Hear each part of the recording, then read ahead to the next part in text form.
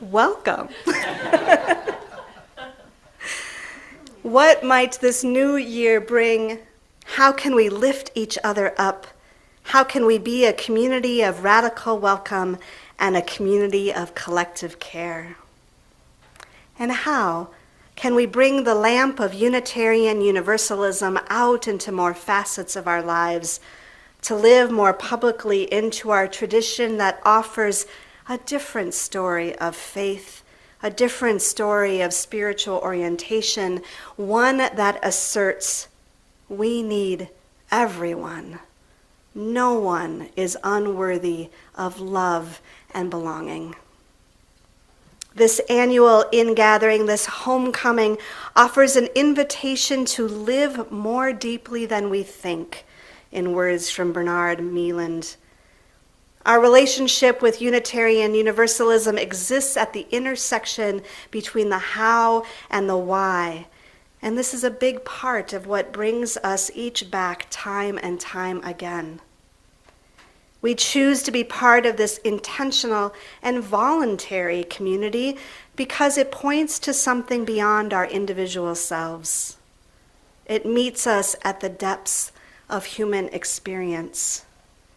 It asks big questions and finds us in both the heartbreak and the heart bursting. It gives us the energy and fortitude to act because we know our lives are bound up in each other's. I love this time. I love this sense of renewal that comes from the first official service of the year, when we congregate knowing that our capacity to love is transformative. And I love how so many UU congregations mark this occasion, this celebration of connectedness, through this little thing called a water ceremony, sometimes known as water communion. First offered in 1980, this ritual was an important part of the feminist movement inside of Unitarian Universalism. Although we were one of the first religious traditions to ordain women, and we certainly have a host of luminary UU women activists, educators, ministers, theologians, builders, innovators, and leaders, sexism permeated Unitarian Universalism just like it did in the culture surrounding us.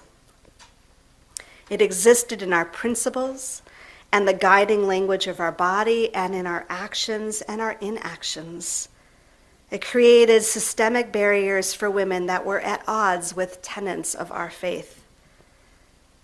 As historian Susan Ritchie noted, the path to change started in earnest in 1975 when a UU delegate traveled to Mexico City for the United Nations Women's Year Assembly. We had a whole year back then, I guess.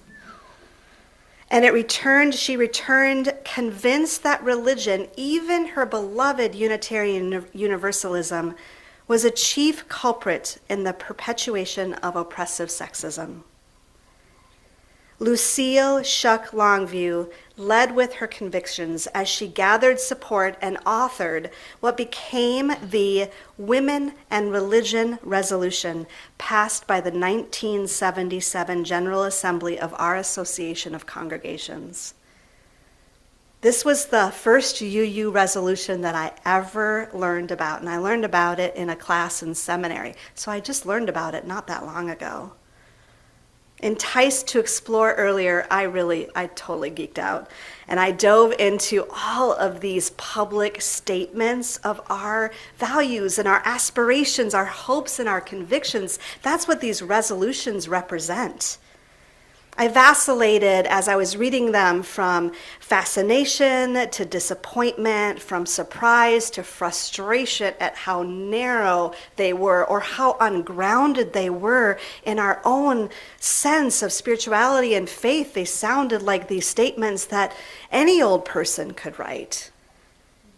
And sometimes I read these statements and I was just overcome with amazement and awe at how they articulated the world that we are trying to build.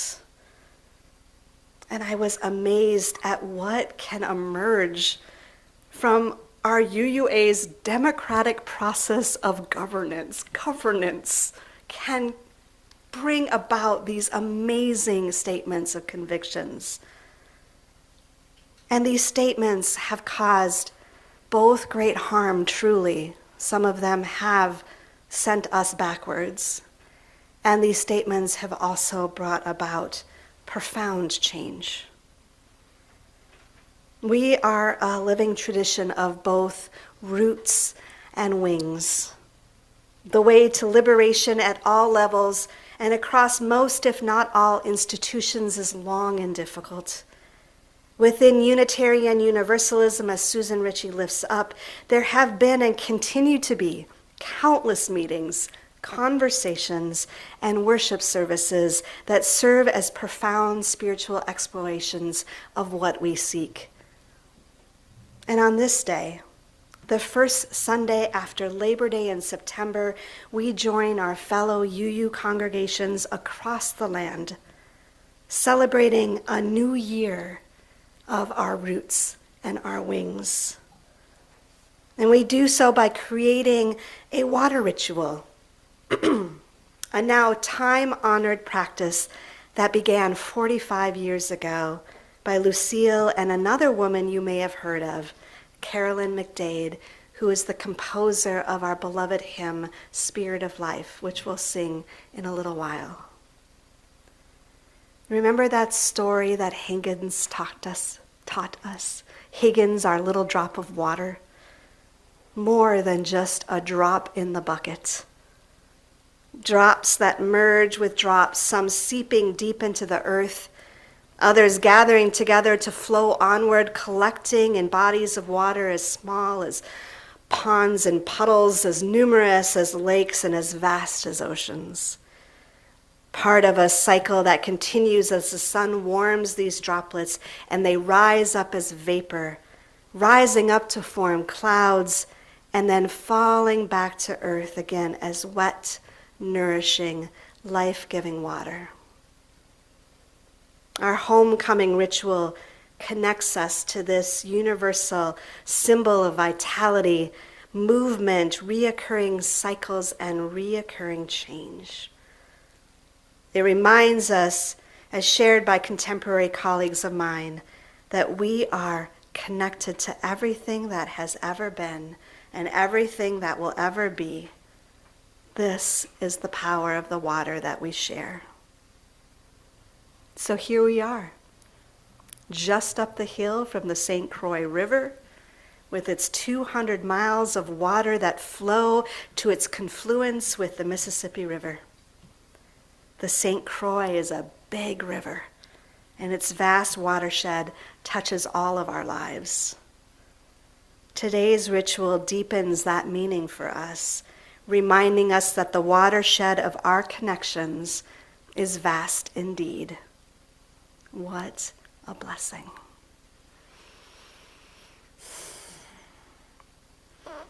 So friends, in just a moment, we're going to partake in our own water ceremony.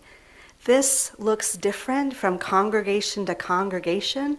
I've experienced it so many ways. And Sarah and I created something that I think will work well for Scoof, even if it has a tiny hint of controlled chaos to it. But I have some instructions for you, because of course I have to have instructions for you. So we have 2 stations. And Sarah, would you like to go back to the back station? And I think Lisa brought a special vase for us we can swap out if you haven't already. So we have a station that's back there towards the back, and we have a station up here towards the front. Go to the one that is most convenient and closest to you. That should be clear, right? Right? Does that make sense? Okay. So there's no need to get up all at the same time, but we can keep the flow going. Like, we don't have to just have one person come up and sit down before the next person comes up and sit down. You all, I think, can manage flow, right? You might notice, well, you can't notice it here from the front because we'll use a handheld mic, but in the back you might notice that there's a mic stand next to the water station. And that's because I have an invitation for you.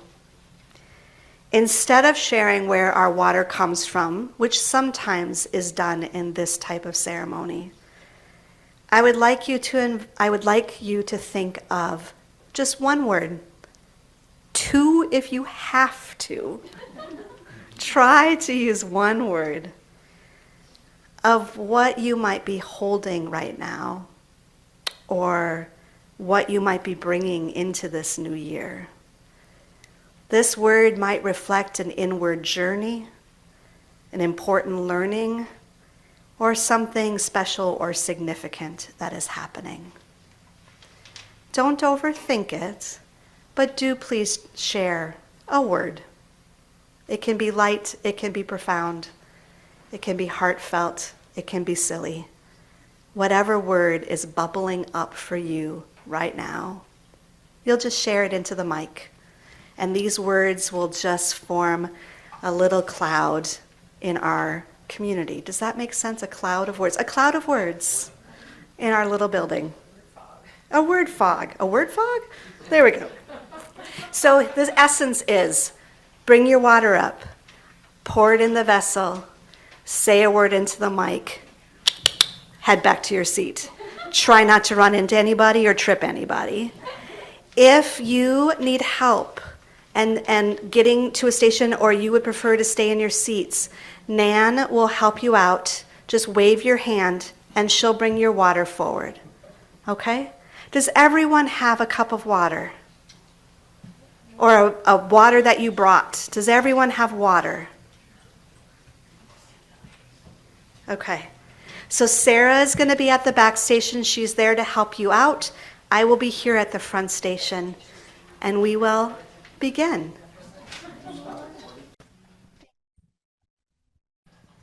Sarah shared rain.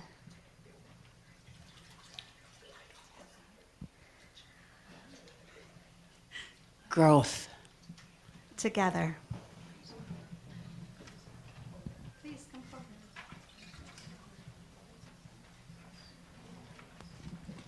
Choices. Growth. Nan, would you like to come forward? Generational. Life-giving. Home. Life.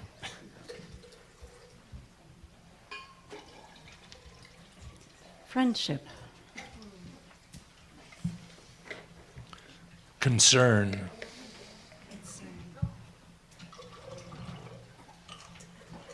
Spirit. Hope. Community.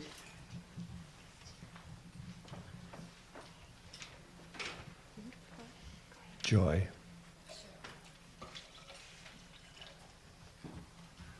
Beauty. Reverence. Generosity. Change. Tears. Resistance.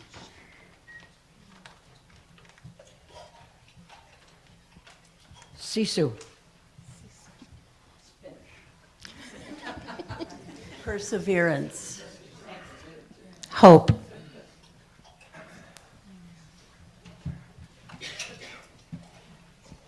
Roots. Love.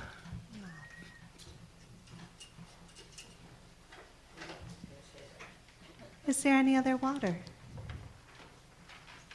And if you have a little in your cup and you want to add it, there's room. I'll demonstrate. What's your word? I'm going to add love as well. Yeah. Thank you, Keith. Sarah, would you bring that water up? Thank you. And we have more water.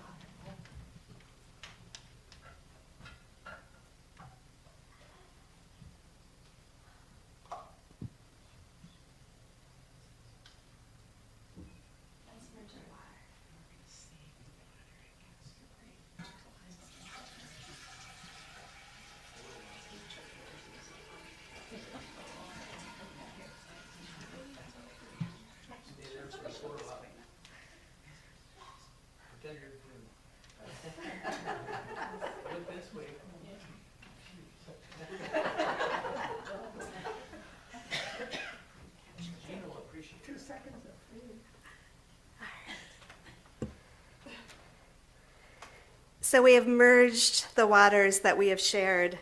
These commingled drops of water will be sanitized and used for joys and sorrows during each Sunday service throughout the church year, as well for a child dedication service that we'll have and any other occasion that needs a drop of special water.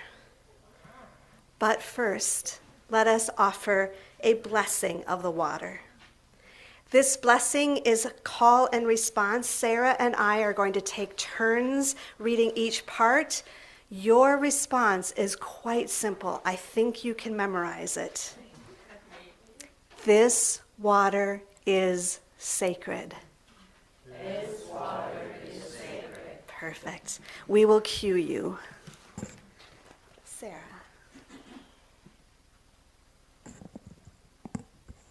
This water is sacred. It is made sacred by the many hands that have poured it with intention and love, the many stories that each drop contains, the many lives surrounding it in this unique moment, connected by commitment and faith. This water is sacred. May it continue to flow through this community with shining reflections of the unique gifts that flow through each of its members and friends. This water is sacred. May it continue to nurture this community with sustaining hope that we journey together through ripples of growth and change. May it continue to bless this community with loving reminders of our collective responsibility to one another and the world.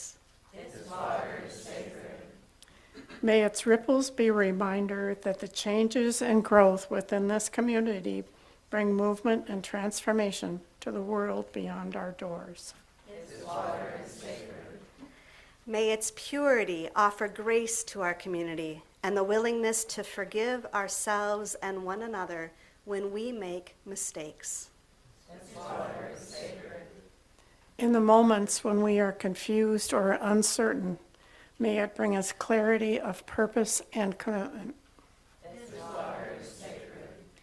In moments when the reservoirs of hearts and spirits are drained by sorrow or pain, may it nourish them and the knowledge that we are surrounded by a deep and abundant love.